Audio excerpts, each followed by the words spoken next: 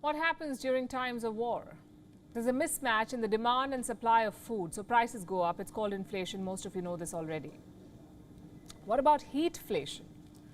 Have you heard of this term? Heatflation. It's actually self-explanatory. It is inflation driven by heat. When food prices go up because of extreme heat, it's called heatflation. What's happening now in Europe, for example, it is 40 degrees in the UK, 42 in France. The continent is on fire. Acres and acres of land are burning in the UK, France, Greece, Spain and Portugal. Also going up in flames are crops. If not burnt by wildfire, food crops are being damaged by extreme heat and drought. And that's heatflation for you. In Italy, the agricultural fields have become dry. The soil has lost its water content.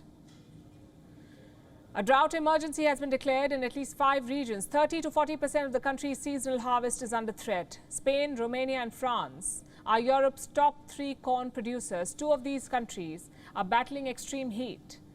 And this heat is baking corn crops. Corn production is expected to drop significantly.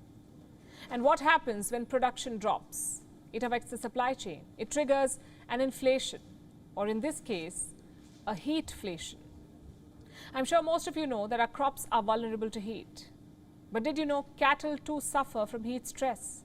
Extreme heat affects milk production. Also, when it's too hot outside, chicken lay fewer eggs. Fewer eggs equal to higher egg prices and higher need for importing eggs. Ultimately, a mismatch in the global demand and supply chain of eggs.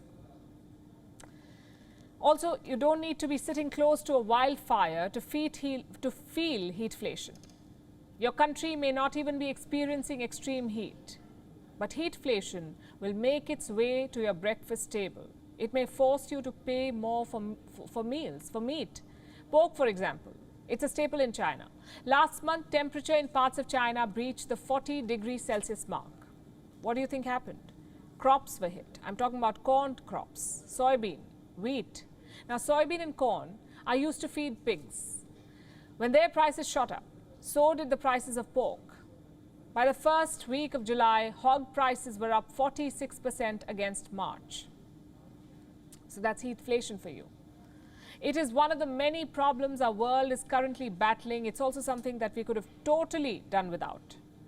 The global economy is already in a very bad shape. Prices of commodities have shot through the roof. In the US, for example, price of chicken is up 20% year on year. Same with flour. Food production too has become expensive. Fertilizer prices are up almost 100%. In Africa, it is 300%. How will people sustain themselves? France has just passed a $20 billion package. The idea is to help poor families cope with inflation.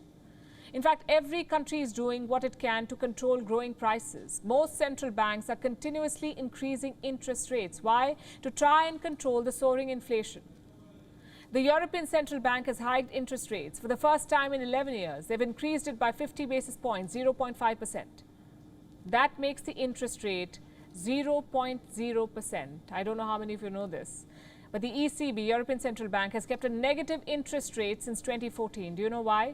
To boost the Eurozone's economy, because desperate times call for desperate measures. Reuters reports that the US Federal Reserve is also expected to further hike its interest rate, the 75 basis point hike. It could come next week. In Ukraine, the country's central bank has lowered the GDP forecast for the current financial year. It would have been news had they not. Now, this says Ukraine's growth could shrink by 1/3 this year. A research firm called GfK recently conducted a survey in the UK. It found that the country's consumer confidence is at its lowest point in 48 years. Remember, inflation in the UK has hit a 40-year high. One can only expect the graph to go up further given the extreme heat and wildfires. Back in Asia, Japan has recorded its slowest manufacturing growth in 10 months. Factory activity has also slowed down in Australia. So that's the state of the global economy. Like I said, a heatflation is the last thing we need right now. WION is now available in your country. Download the app now and get all the news on the move.